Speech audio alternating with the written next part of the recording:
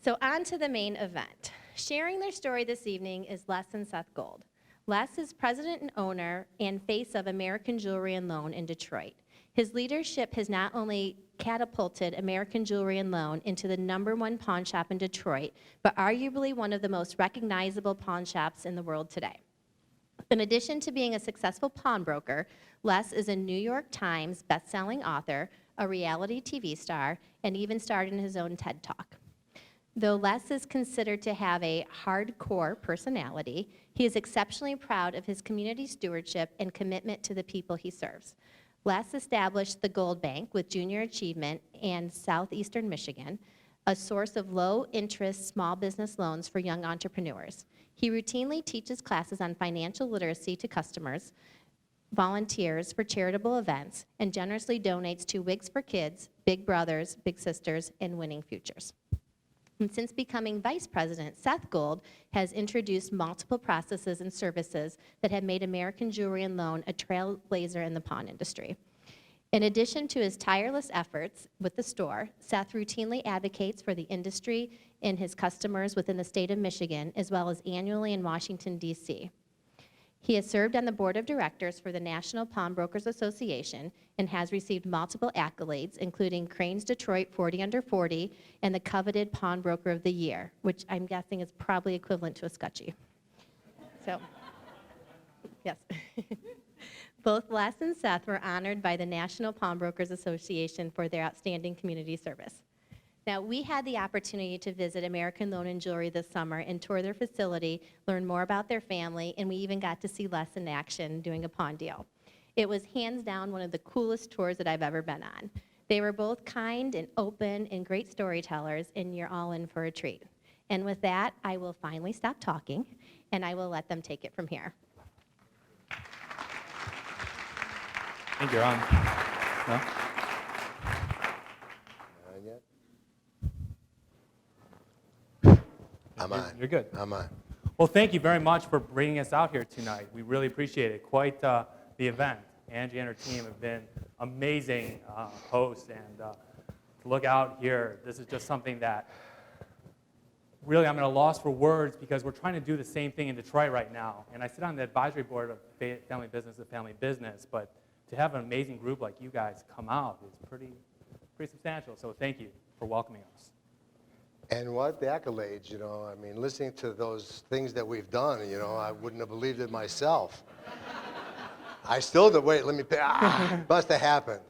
But I do, let me start off by saying I have a question for you. How bad do you want it?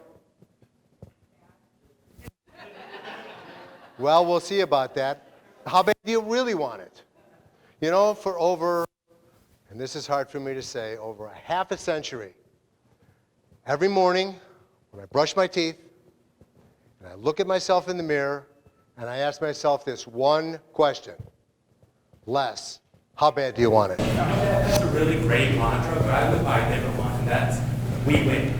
We win's a pretty good one too. So tonight, what we're going to do is take you on a journey, a time-lapse journey. So we're going to start off in 1957, a long time ago, when I was 7 years old. And when I was 7 years old, my popsy, my grandfather, owned Sam's Loan Office, which is a pawn shop on Michigan and Wabash. And every Saturday he would pick me up, where I would be able to do my job at the store. But first we would stop at the deli, and we'd pick up hot dogs and hot dog buns, and he would drive me to the store where I would proceed to sweep the floors, wash the counters, and clean the toilets. So on this one particular Saturday, I did the same thing. We went to the deli, and I went to work, and that particular day I was washing the counters, and a customer comes in. Now I am 7 years old. And a customer comes in, an adult, who wants to buy a hydraulic jack. Now, a hydraulic jack, for those of you that don't know what a hydraulic jack is, it's one of those things that goes under a car and you boost it up and you can change tires with it. And so, all of a sudden, my father and my grandfather pushed me in front of this guy. And they go, okay, sell him a hydraulic jack. Now, little did I know really at 7 years old what a hydraulic jack was, but took a deep breath, faced my fear, and walked up to this guy and said, yes, sir, what can I do for you? And I proceeded to talk to this guy. My heart's beating 1,000 miles an hour. I really didn't know what I was doing, but I had a lot to prove that day to my grandfather, my popsy, my mom's dad, my father, and my mentor, Louis Kanarick was his name. And so I proceeded to sell, at 7 years old, a hydraulic jack to an adult. Heart's beating 1,000,000 miles an hour. On that particular day, in 1957, I made my first $1 million deal for 10 bucks. So I really want you guys to think about when you're 7 years old, what was the best time of year? A lot of you guys would say your birthdays, right? And the holiday season. Well, for me, when I was 7, it was the absolute worst time of year, was the holiday season, because this guy over here made me go to the pawn shop and work. Shame on me. Listen, it wasn't that I minded doing the work, but all my friends' dads were doctors and lawyers. And my dad worked at a pawn shop. That's the last place I wanted to do. Yeah, well, since then a lot has changed. So we're going to move from 1957 to 1981. 1981. Seth is 2 weeks old. I have daughter Ashley, who's 3.5 years old. I have a house. I have a wife. I have responsibilities. And I have a father. I have a father that didn't always tell me the truth. He was one of those kind of fathers. He was one of those kind of fathers that money meant more than family. To me, nothing is more important than family. Money will come if you deserve to have it, and if you work hard for it. So on this particular day, I go into Sam's Loan as normal, and we have a falling out. A falling out so bad that we were supposed to be 50-50 partners, then all of a sudden he changed his mind that particular day because it wasn't on paper, even though he hugged me and gave me his word, but he changed his mind. I said to him, LG, because I couldn't call him Dad. And I was in this little office, and I'm holding onto the chain. I said, if we have $10 in this chain, how much of it belongs to me? He says, what did the papers say? I go, who cares what the papers say? You're my father. Blood. He says, the papers say 20%, but you gave me your word it was 50. He says, no, it's 20%. I said, okay, not a problem. I said, so here's the deal. I quit. He says, you quit? What do you mean you quit? I says, listen, I'm not going to deal in this environment anymore. I'm not going to deal with my father who gave me his word and now all of a sudden changes his mind. I said, so thank you very much, but I quit. He says, you can't quit. I said, watch me. I opened up the door and I turned around and I started walking out the door. And as I'm walking out the door and I see the front door in the distance. And as I'm walking out, Louis, the gentleman that I told you was my mentor when I was 7 years old, said to me, Les, where are you going? I said, Louis, I'm quitting. He says, you're quitting? You can't quit. I said, why can't I quit? He says, well, you know, the only thing you know is how to be a pawnbroker. Unless you have so many responsibilities. You have a young son. You have a young daughter. You have a life. You have a house. You have obligations. I says, Louis, you're right. I said, but you know what? I know how bad I want it. And so because I knew how bad I wanted it, I walked out that front door and never looked back. So growing up, I was dubbed a family doctor. I was going to go to medical school. That was my career path. Partly the pressure I put on myself, but also from my parents. Never did I put on that pressure on him. Never. They weren't very welcoming to me in the pawn business. Well, to a point. I would work on the weekends, but it wasn't until my senior year at the greatest university on the planet Little plug for Michigan, huh? that I realized that that career path wasn't the one that I should take. So I had lunch with my girlfriend, who's now my wife, and I'm like, I don't have the passion for medicine. And so my next phone call was to my mom. I said, Mom, I think I want to get into the business. And her response back was, what business are you talking about? That was a great day for me when I heard that, because I didn't believe it either, to tell you the truth. So now we're going to move from 1981 backwards a little bit. We're going to go to 1971. 1971, I'm a 21-year-old. It's New Year's Eve. It's cold outside. I'm working at Sam's Loan still at that particular time because it was 1981 that I left. And it's 12 o'clock in the afternoon. And I'm standing at the cash register. And back then, we didn't have electronics. So it was a national crank cash register. And I was standing in front of that cash register, and the store was full of people, and it was 3 separate little buildings connected to each other. And gentleman comes in, wearing a black jacket, takes out a .38 caliber revolver and points it in my face and says, "This is a holdup." What? This is a holdup? He says, "Put your hands up." I put my hands up. And as my hands are up, I see a gentleman at the front door with an M1 carbine automatic machine gun walking customers into the middle store. Like I said, it was a three-base store. And so he's walking the customers into this second store, and I got this .38 caliber revolver pointed at my face. And he says, "Put your hands up." My hands are up. "Put your hands down." Put your hands down. Well, it just so happens that about 6 feet to the left, we had a holdup alarm. The holdup alarm was one of those aluminum little boxes that if you put your foot in and lifted it up, the police would be notified. So as these other people are walking to the back, I'm listening to this guy, and I'm moseying off to get my foot into this holdup alarm. Well, I didn't make it all the way. He told me to stop. And as I was putting my hands up and putting my hands down, I don't know if I was more nervous than him or he was more nervous than me. So he walked me into the middle room. And at that particular store, we used to sell clothing. I used to hem suits and all that, so we had a 3-way mirror. And everybody was laying on the ground, and I thought that if I survived, which was a very slim possibility, but if I survived that, and I looked in that 3-way mirror and I could identify this guy, maybe we could get our stuff back that they were going to steal. Well, at that particular time, I had a dog.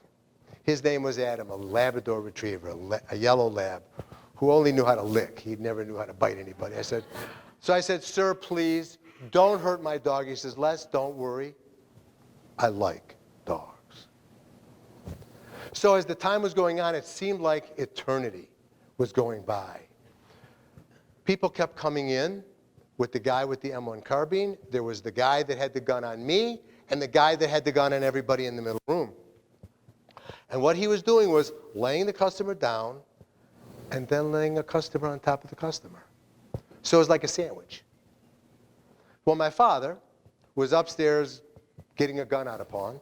We used to take guns at the time. And all of a sudden, my father comes down the stairs. He gets greeted by a guy with a .38 caliber revolver. He lays down on the ground. The guys go, "LG, you have the key to the safe. I want the safe open." Well, my father gets up, and I hear him walk over to the safe. I hear the doors open, and I hear the drawers in the safe open, and I hear all the jewelry hitting the box. And I'm thinking, dear God, let me live through this. Let me live through this. My father comes back. He's laying there, and all of a sudden I hear bang, bang, bang. 3 gunshots. just like on TV. The bad guys shoot up their place, everybody's okay, you go out there, everything is gone. But I see my father jump up, run through this other hallway, and I hear the stairs, him running down the stairs. Me, the crazy one that I am, I stand up, I go back to the National Cash Register. Behind there, we used to have a 12-gauge shotgun, a riot gun with a short barrel. And I grabbed the shotgun, and as I'm walking to the front, from me to that 6 feet away was a policeman with his brains blown out. Gray matter all over the floor, blood all over the floor, and I'm going, your brain doesn't work fast enough to comprehend what's going on. And then as I'm walking back to the office, the guy with the .38 caliber that had in my face, and the guy that liked dogs was laying there begging me not to kill them. Please don't kill me. And I noticed one of them was bleeding from his abdomen. Things were moving so fast, it's like an out-of-body experience. Well, at that particular time, the front door opens up, and here's, used to be number 2 precinct, seemed like 50 policemen looking at me because I've got the shotgun and there's a dead policeman in there. They go, I said to them, listen, I'm on your team. They go, Les, we know who you are. Well, later on, I found out that my father, Blood, ran downstairs with an employee, took a 50 horsepower outboard motor from a boat, put it in front of the door so not even I could get in there. And that was an experience I will never forget. That experience is quite terrifying. My life-changing event wasn't quite as terrifying, but still life-changing nonetheless. So now I'm here at the store, right? I'm graduated college, and there's 4 key people instrumental to my growth in American Jewelry and Loan. One, my dad. I had 2 aunts that worked there, and my sister. So I will give my sister some credit during the speech. That was hard. So my dad had this great idea that I wouldn't automatically be running the store. I'd work in the warehouse for a couple of years. Makes sense. And over that course of a couple of years, one of my aunts retired, and my sister left to start a family. So now it's me, my dad, and my aunt. My aunt was really, really particular on doing the books. She showed me how to do the books. She was in charge of the books, but never really let me learn the books of the operation. So something wasn't adding up. So me and my dad talked about it. We ran an audit on the books. And it turns out she was stealing from us. Quite a bit. Quite a bit. Quite a bit. And, no, after you. So if anybody's been in a family business where you find another family member stealing, it's not the money that's the worst part. Well, on that particular day, when we caught her, American Jewelry went from me to we. And it was great. My dad's this larger-than-life, charismatic leader, right? And he'd be on the showroom floor, cutting deals, doing what he loves to do, running the pawn counter and doing exactly what he wants to do. And me, I was the back of the house kind of guy. So I like doing the books, and I like doing the marketing in American Jewelry and Loan. That went over well with Ashley. So there wasn't a sales rep in the city that I didn't know. So one day I got a phone call saying, Seth, we got a great promotion that we want to run by you. Jerry Springer is going to do resume searches for people across the country to be his co-host. And he's going to come to your store. And nobody in the city of Detroit wants to have him there. What do you think? You want to have him there? So of course, I said, yeah, Jerry Springer, come to the store. Who wouldn't want Jerry Springer at the store? It's going to bring a ton of people in. So we decided to host the event. Well, the funny part is, when Jerry Springer found out that he was going to go to a pawn shop in Detroit, he didn't even want to come. So he sent his bald-head security guard instead. His name is Steve Wilkos. Now Steve has his own show. Well, Steve comes to the store, and him and I become quick friends. He sees the store, he's like, wow, this place is really, really amazing. You guys have an amazing operation. So he goes back to Chicago, tells everybody on the show, you've got to check out this pawn shop. So Jerry Springer comes to the store, our producers come to the store, and about 2 years goes by, and I'm on vacation with my wife, and I get a phone call from an executive producer of the Jerry Springer Show saying, hey Seth, we got a great idea for a reality TV show. And I asked him, like, what do you want to do? And they said, us follow you around. Well, immediately I said, no. And I hung up the phone. But I understand, I'm not the president of the company, so I have to run everything by my dad. So I went to my dad, I said, Dad, I just got a phone call from Richard. What do you think? Should we do the show? And what'd you say? Seth, let's do it. How big could it get? So it took a while. If you watch the show, you know that I'm kind of a loose lip kind of guy. And we used to have these family meetings. So my wife was in an agreement with me that we would do the show. Ashley and Seth were not in agreement. So we had this family discussion for about 4 or 5 months. And they weren't going to do it. So finally I said, listen, guys, here's the deal. With or without you, I'm doing the show. So because of the way that I am kind of open-mouthed, Ashley and Seth decided to do the show with me. So we did Hardcore Pawn. But there's no manual on how to do a reality show. You watch TV and you go, wow, everything looks the way it looks and everything is the way it is. But there's no manual. So we really didn't know what to expect. So imagine you're doing your day-to-day business, whatever you do. Now imagine 30 people that you really don't know are coming into your business. You have camera people. You have sound people. You have producers. You have a showrunner. Yada, yada, yada, the list goes on. So you think you understand it, but you don't. So now it's day one, the first day. The cameras are there. The signs are up. People are coming in. We're doing business. They call me for the first scene for Hardcore Pawn. And it's 2 guys with 2 laptop computers. And I walk over to the counter, nice and cool. I walk over to the counter and I start dealing with these guys. I'm trying to do my day-to-day business. Now imagine I've got a camera looking me straight in the face. I've got a boom microphone over my head. I've got another guy with a camera on this side that I can see peripherally.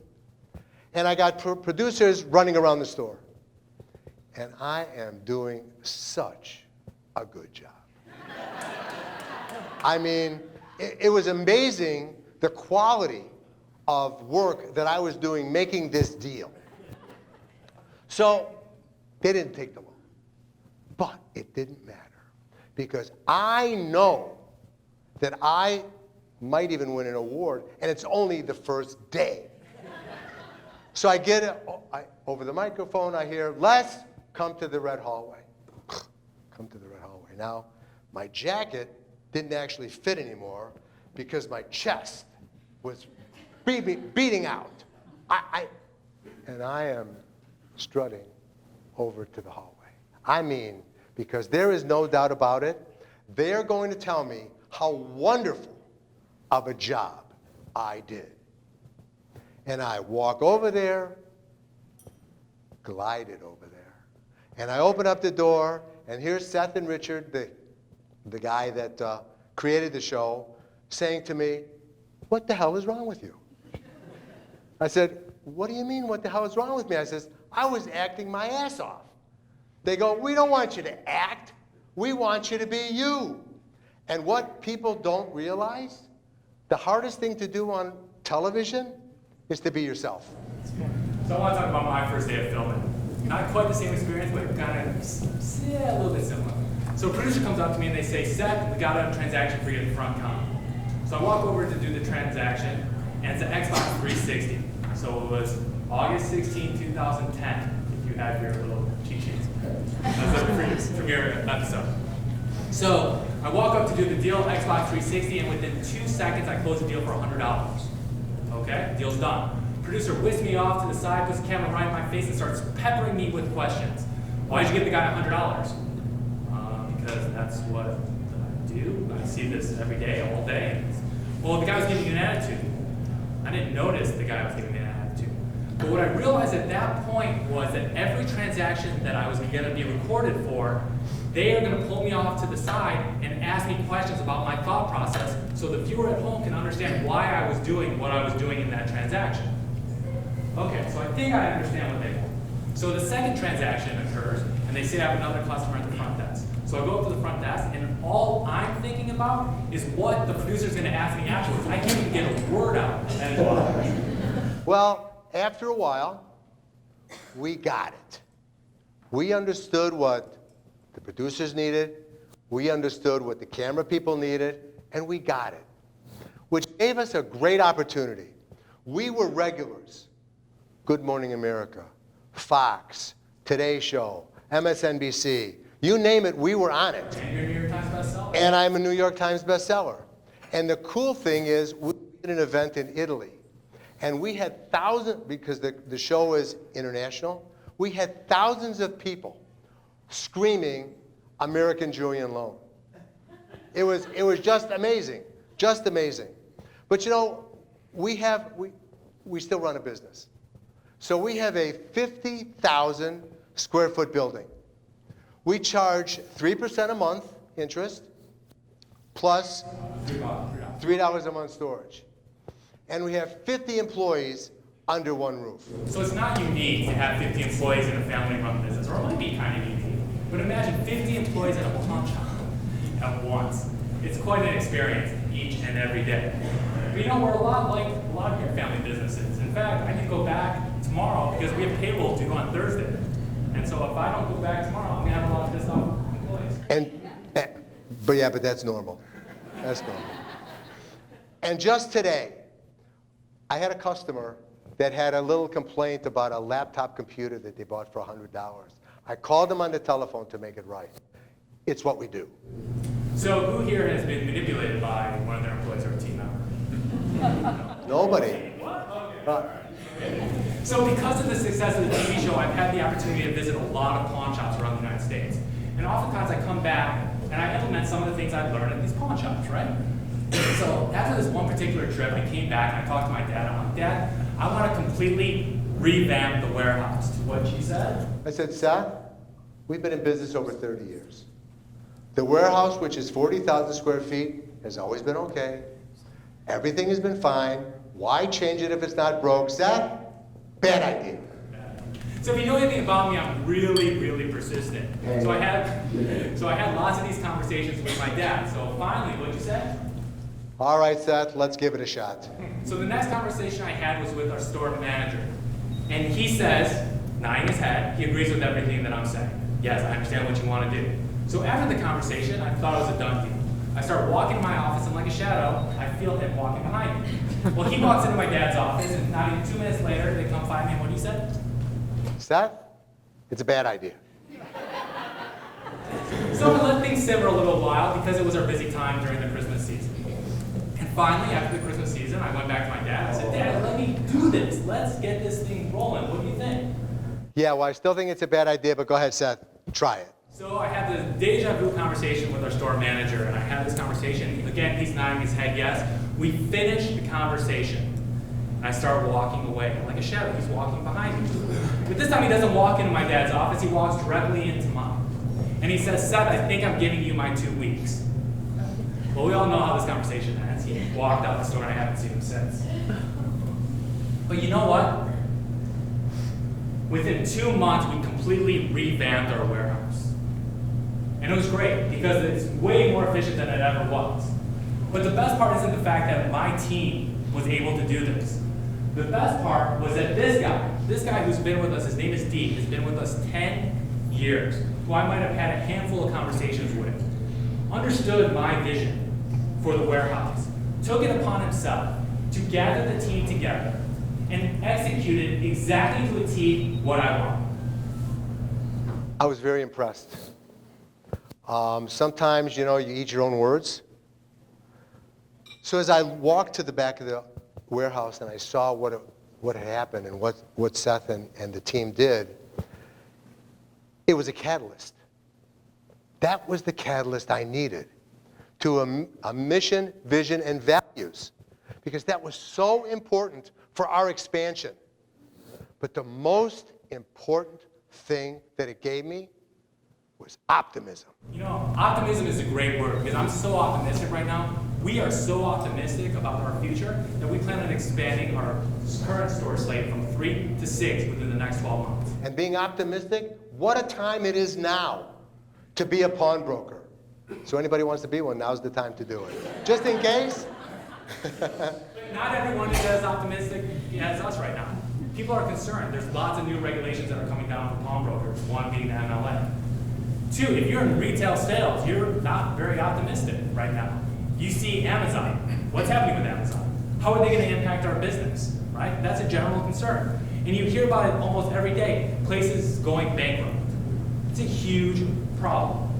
Well, you know, we are in an industry that has been around for 3,000 years. There's only one industry a little older than ours. I don't know what that is. You know? I don't know what it is. But we've been in we're in an industry for 3,000 years. And you know, you have to be ready for change. When I was that 7-year-old kid at Sam's loan office selling the hydraulic jack, things have changed a lot.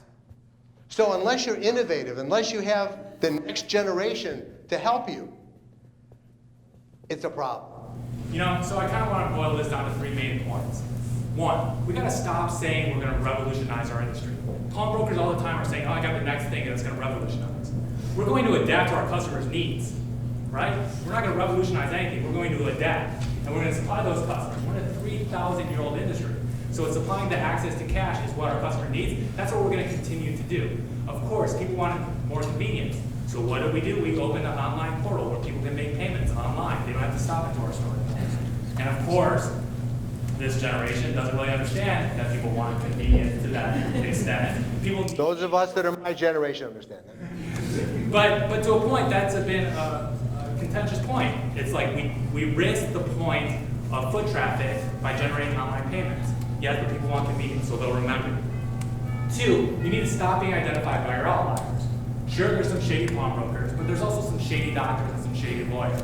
With tens in the pawn industry in particular, that we identify with the outliers. We got to stop doing that. And 3, we need to do exactly what we're doing right now, using our collective wisdom amongst each other to better ourselves, our families, and our industries. Very well put. So, like I said in the beginning, I ask myself this question every day, how bad do you want it? But Seth's new version of We Win is so important. Because as a group, family business, you have to win. If you can't pay your bills, you're not winning. If you don't have fortunate for me, and fortunate for some of us that have the next generation, I know for me personally that I'm grateful that I know that 150 years from now when I'm not here, what's so funny? Okay, 75 years. I'll go for 75. I'll go for 30, to be honest with you. I had a little scare last year, so lucky I made it to this year. So there's a lot of things that are coming. But the most important thing that we have to remember every single day is that we win. Every day you have to look at yourself, dig deep, and think about it.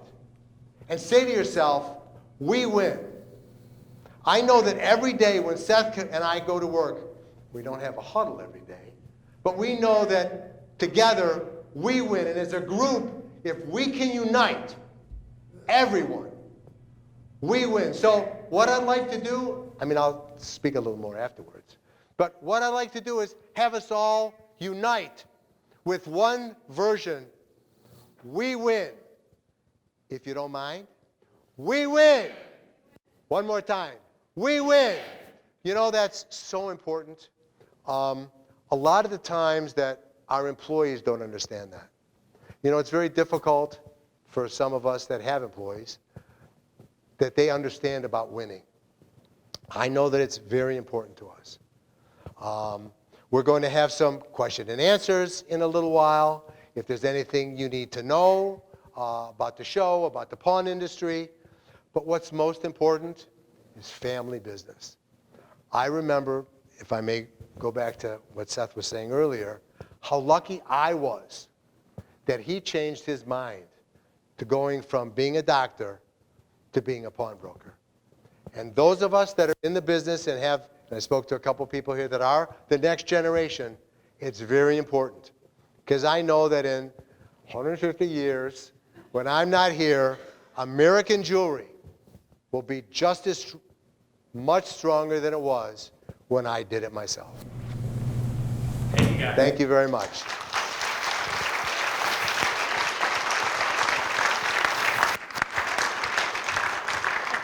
I'm sure there's some questions in the audience.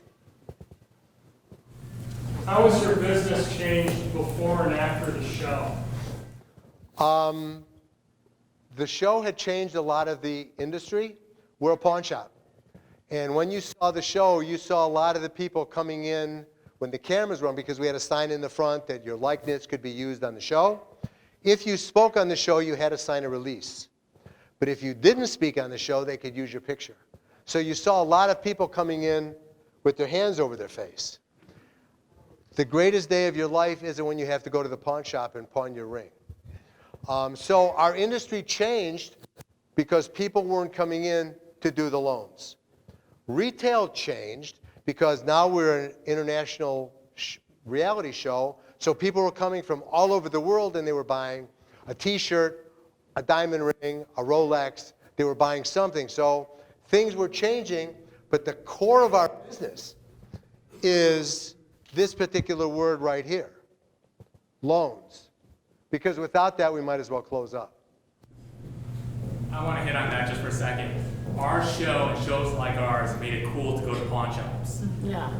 Right? And so prior to the show, it wasn't cool to get a deal at a pawn shop. But now it's cool to get a deal at a pawn shop. So it changed the image of the industry. Did you bring in inventory or just sell what is? When do you actually take title of stuff and sell it? Okay, so I'll tell you how a pawn shop works. Pawn shop works like this.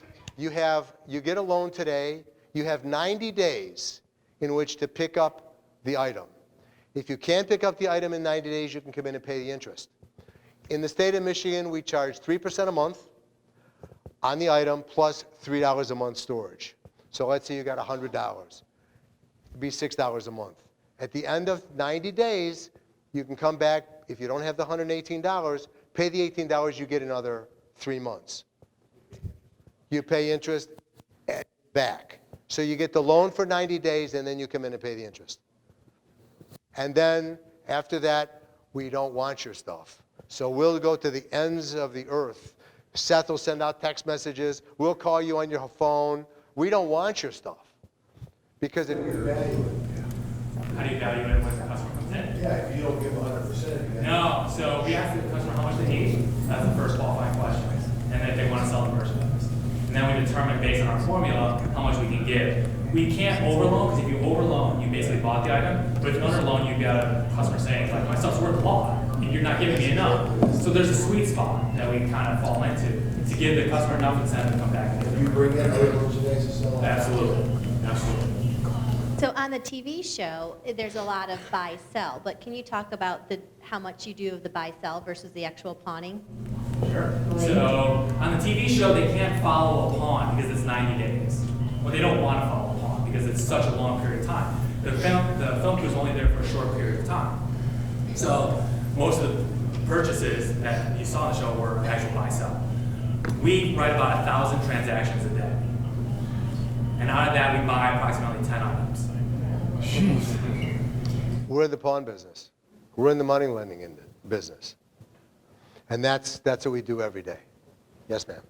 I have a two-part question. For you, Les, what is the biggest change you've seen in your business since you started your own business? And for you, Diane, what do you see in the future for this industry? So probably 15 years ago, Mitsubishi had a 30-inch television that weighed about 8,000 pounds. And it was about this wide and this deep, and we had to carry that stuff to the back. Now you see televisions that are this big, and the ladies can carry a 55-inch TV to the back. But, you know, in our industry, things are always changing. The gold market. When I was at Sam's Loan, there, gold was $36 an ounce. I remember back in the late 70s, it went to $800. This morning, it was $1,470 an ounce. So in the industry, in the last 3,000 years, the industry evolves every year. And the electronics change, and you know, now it's Black Friday. So the TVs that we took in 6 months ago that were $399 are going to be $199. So you always have to be aware of things are changing. So to answer your question, that's a great question. So we're on the fence of a technological change, right? So how are you going to adapt? So pawnbrokers need to make a decision. Are they going to go cloud-based? Are they going to be able to access their database remotely, right? Or are they going to go server-based inside their store? And the difference is, if you go cloud-based right now, customers can make payments online. They don't have to go into your store, which is scaring the heck out of the older generation. Me. It really is, and that was a hard sell. So up until basically the 12th hour of our decision, do we go server-based or do we go cloud-based? And we went cloud-based. So now we're getting text messages for any transaction that happens over $200 in our store by who and the customer's information. Customers can, like I said, make payments online for their loans, and they can also make layaway payments online. People want convenience, and so you have to adapt your business in order to make that happen. I would never believe, I just got back from a trip. I was halfway around the world last week, and I can look at my phone 10 and a half hours earlier, and I can see every transaction that they're doing. So it's good for me, even though, listen, I went kicking and screaming. Like Seth says, it was the 12th hour. It was either we're going to have the server in the store, or we were going to go cloud-based, and it was my decision. You know, even though he really kept fighting me, and I did not want cloud-based. I know how many people get hacked, and I was just worried about it. I think it was the best thing that I ever did. Well, second best, that's Seth. Yes? Is there a formula, if somebody brings in something to you for $500, it has a value of $500, is there a formula that you use as to how much? $500, who's it $500 worth to who? $500 worth to who? No, let's say the item is worth $500. To who? Oh. In my book, we talk about negotiating. And in negotiating, there's three things. Manage your emotion, know your bottom line, and know when to walk away. An item is only, when we put all that stuff out on the floor, an item is only worth what somebody's going to reach in their pocket for and pay us. Now, when we take gold in pawn, we'll use that as an example. Gold is $1,470 an ounce today, which is pure. 14 karat is 58.5% pure. We'll base our price off of that. We'll pay up to 90% of the gold price. Diamonds are a different story. These things, you know, to me, they're just rocks. Fortunately, ladies love them. And guys are buying them. So that's where the value of that comes in. So it's really difficult to come up with, this is worth $500. So we have a formula in our heads that we give our employees, even with electronic. Like I just said, TV was $399 last year. A week from Friday, it's going to be $199. How do you base your prices? So we kind of understand that, and we base it off of that. I kind of want to jump on that a little bit too. There's a little bit of psychology that we do and teach our team members to use. Does the customer come in and take their ring off their finger, or do they take race out of their pocket and just throw it in the bin? If they take a ring off their finger, they're more likely to come back for it. We'll give them a little bit more. We want them to come back. So there's things like if a mom comes in with a video game system with their kid, we're going to give her a little bit more than the gentleman that comes in with a video game system. Because they'll have a constant reminder at home to get the video game system back. So there's a couple of little nuances that we look out for. How do you balance your family relationship with your work relationship? How do you balance your family relationship with your Okay, when Seth came to work, Seth came to the store after he was kicking and screaming when he was younger. And he decided to come into the business, and I sat him across from me at the desk. And Seth and I always kiss each other good morning, we kiss each other good night. That's what we do. That's what we do. And so I sat across from him, I said, Seth, let me tell you something. Right now, I'm the boss. From 9:30 to 6, I'm the boss. But I'm your father, and you're my son. And that will never change. So we don't always get along, but we always kiss in the morning, and we always kiss at night, and we still have the family dinners. So it's a very, listen, it hasn't always been easy. It has not always been easy. Seth's a tough cookie, believe me. So you have to balance that, and that was the difficult thing, and you saw a lot of that with Ashley on the show. You saw her crying. You saw a lot of stuff. Our show is a make-believe. Ashley's not a good actress, but she does cry a lot when she's dealing with her brother. And so it's an issue in a family business.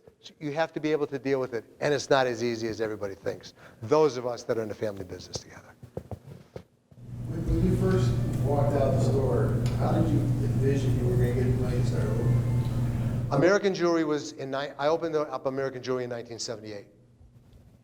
I was supposed to be partners with my father at Sam's Loan, that place, which was my mom's father. So at that particular time, I had already designed American Jewelry. It was a 1,500 square foot building. It was 15 feet wide by 100 feet long. I had 3 girls that worked there. We had about $20,000 in inventory, in pawns, that was there. I actually had no money when I walked out of Sam's Loan, 0. All my equity was in there, and that place was worth really good money. But I didn't care. It wasn't about the money for me. And on March the 12th of 1981, when I left my father, I walked into the store at American Jewelry and Loan that next day, which was March 13th, and there was 3 little desks, and I had already designed the store, and I had 3 or 4 pieces of jewelry. We were doing 3 loans a day. And I said, ladies, the store will never be the same again. And I never looked back. And now we have a 50,000 square foot building. Self-funded it? Self-funded. I never went to a bank. Yeah. I did whatever I had to do legitimately to do it. So we used to have a thing called the State Fair. And at this particular time, Seth took his friend, and Ashley took her friend, and my wife had $20 on her. And we went to have dinner, and the kids were eating, and I couldn't afford it. I had nothing. And the kids go, Dad, Mom, how come you're not eating? Oh, we're not hungry. We're going to get you eat when we get home. So I did everything I had to do because I believed in myself. And I knew that I could do it. Maybe everybody else didn't know, but I knew. And I've done a fairly good job, I think. Yeah. Yeah. You talk about doing about 1,000 transactions a day, but you also said banks don't like to do business with one shot. And you also said that sometimes the show doesn't follow some, transaction from the beginning to the end. And you guys have been doing it a long time. I'm just curious, and I don't know if the show ever really went into it. Can you tell me about one of your biggest, because you're not probably going probably under, but can you tell me about one of your biggest either losses or wins? Because family, for a family business, bottom line matters. Matters. And, is there ever a time, maybe it's not so going to make public, where you really did out the park, or you really just I think good quality loans is what we look for, right? So, I mean, the one and done transaction, the buy low, sell high, like I'm not going to talk about those because those are just fleeting and few and far between. But a good loan that we did on the show was for Rolls Royce Phantom. A customer came in and he got $80,000, and he paid the interest on it for 2 years, and I picked it up. So that was a fun one. A bad one. So a gentleman comes in with an Audemars Piguet watch. With a what? Beautiful. I know it's called an Audemars Piguet. And it's a beautiful watch. It's worth about $20,000. Brand new in the box. All the papers, all the documents, all the everything. And I take the watch apart, and I look at it, and I loop it, and everything is perfect. I give the guy $5,000. And I then wait the time to let it go through the police department. And who? And you didn't tell me that you bought it. Yes. No, I didn't tell you. I didn't tell you. And I sold it for $9,000. I was very happy. The next day, the gentleman comes back with the watch and says, it's a fake. I said, what do you mean it's a fake? I said, I looked at it, I looped it, I looked at it up on the computer. Well, I took it to the Audemars Piguet dealer, and the screws were 1/8 of a millimeter the wrong size. The Chinese made it perfect. And I gave him that $9,000 back, and it killed me that I made that mistake. But I never made that mistake again. I was going to ask you if you've had close calls where you thought there was stolen merchandise or you found out later there was stolen merchandise. That was a fraud on you, but did you have other situations like that that you've averted or? Yeah, so we're regulated by the state of Michigan. Every transaction we do, we take 2 pieces of ID. Number 1, we take your ID, and number 2, we take your thumbprint. And we send that to the police electronically every 24 hours. Okay, so those are safe. So out of 1,000 transactions we do a day, we buy 5 to 10 items, as I mentioned. So a thief usually won't pawn their merchandise because they have no intention of coming back for it, right? On the flip side, you might want to look between the 5 to 10 items we buy a day and sift through those and see if they're stolen. So not even 2 weeks ago, some stuff came up stolen with the police letting us know. And we got them back for it to its rightful owner. So we were able to. We work very close with police departments, FBI, Secret Service. You know, if you watch the show, there was a guy that came in with counterfeit money, and Seth, he was dealing with Seth, and we called the Secret Service. You know. So the Secret Service is hanging out in my office for the whole day because he said he was going to return with the money printer. And so it ended up being on like Jimmy Kimmel and all this stuff, but it wasn't that funny with that Secret Service in your office. No matter what, even if you didn't do anything wrong. You know, so we, like I said, we work very close with police departments, and really, there's very few items that we get that are stolen. You know, we give the police the serial number, the model number, all of that, so the thieves don't come to the pawn shop. They'll sell it on the street. Both of you guys, I guess, knowing what you know today, what would you do different at the start of the show? Negotiate better contract. Took us a long time to get that one, but we ended up getting it at the end. Yes, I agree with that. Well, you know, there's like Les said or my dad said in the speech, there's no manual on how to do it. You don't know if it's going to strike fire. You just don't know. Fortunately, people thought what we did was interesting. They have a really good editing crew because some of the stuff they put together, I was like, I don't even understand how they made that happen. Like, I wasn't in that scene, but somehow I was there looking at my sister doing something. So it's funny how a TV show works. Yes. This might be way too personal of a question, but there are a lot of family-owned businesses and I'm sure have had internal strife. So it sounds like you had some with your dad. A lot. I just didn't know, I'm curious how that, I mean, you said 2 things that were big, but I don't know how your relationship is with your dad or if he's still around. My father passed away. Okay. We had a very bad relationship. Money is not a driving force in the Gold family.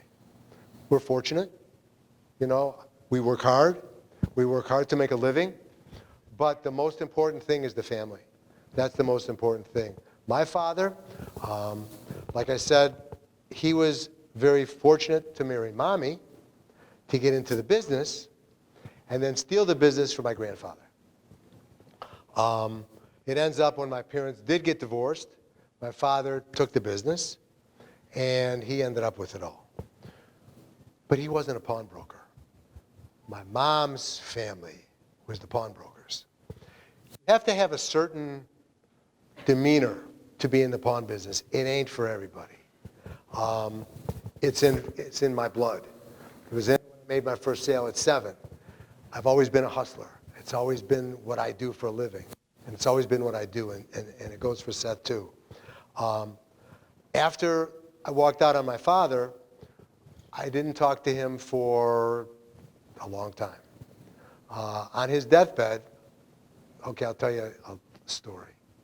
So he ended up having pancreatic cancer. And I called him.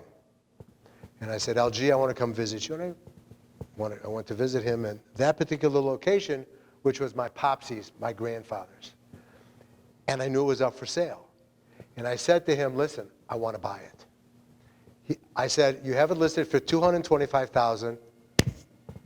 I'll bring you in the money. He says, Les, come back next week, and I'll give you a better deal. So this is how this will give you the perception of how my father really was.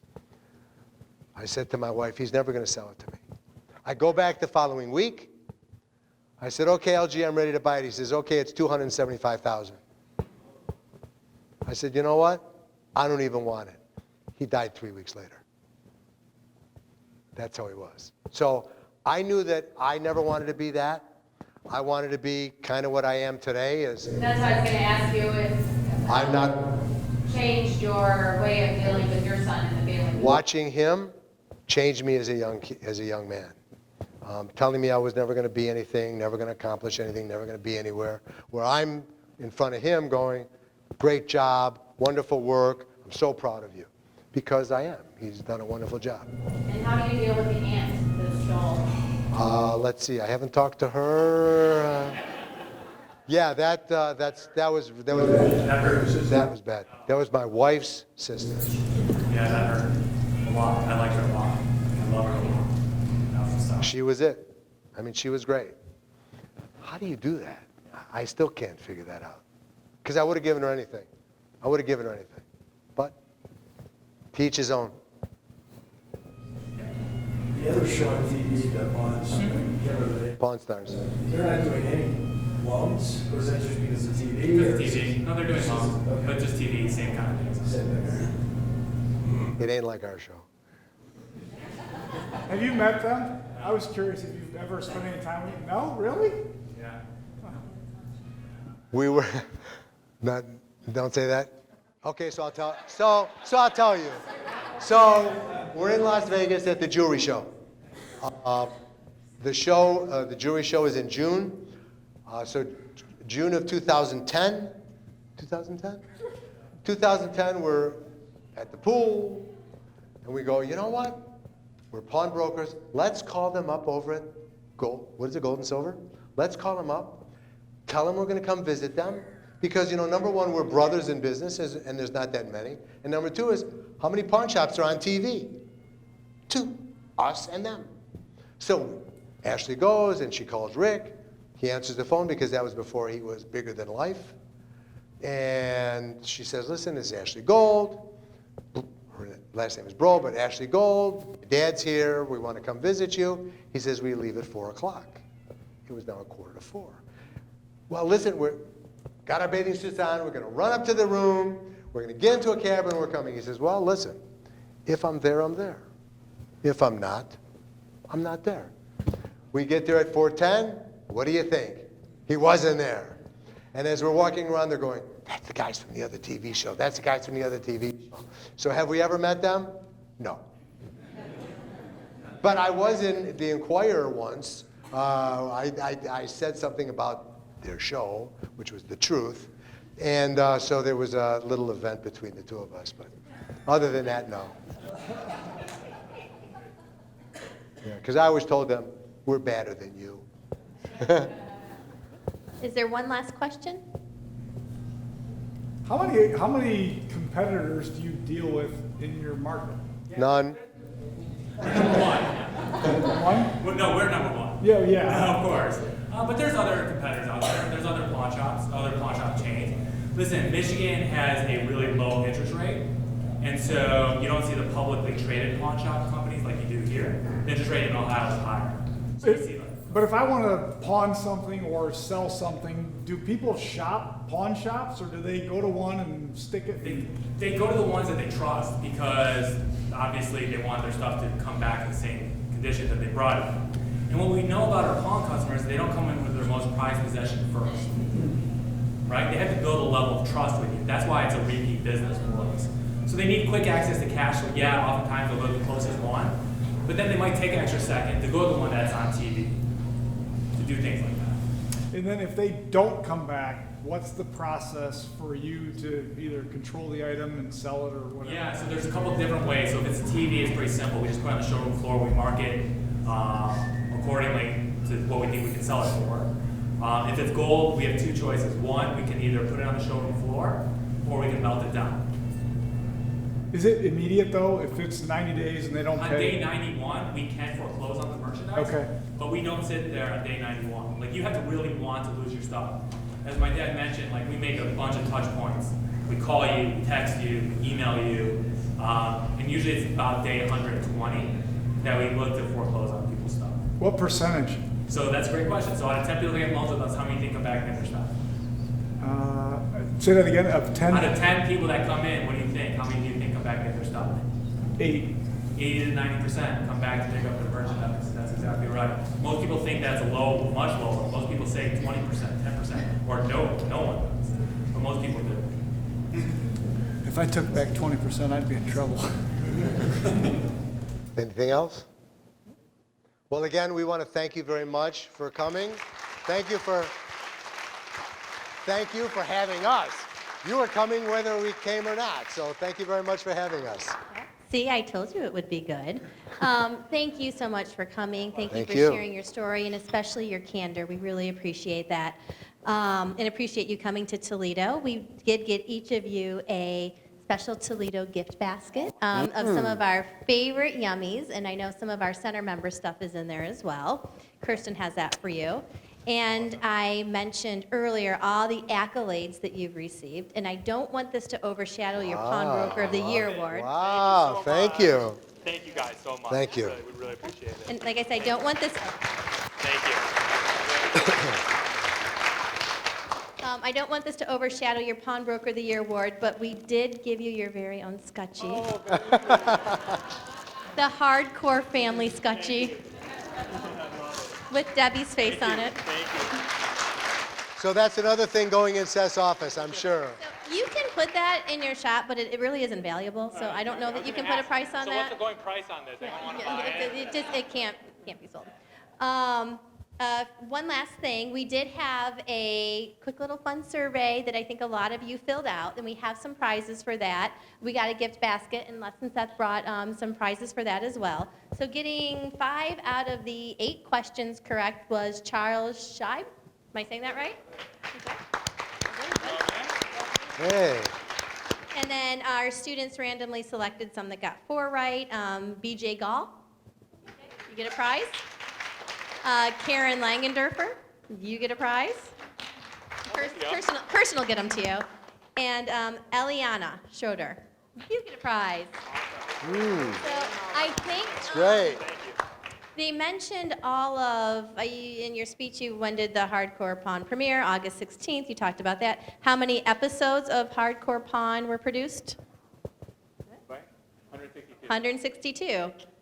They talked about 4 generations, the 90 days of holding something, what percentage of people is 80% that pick up their merchandise.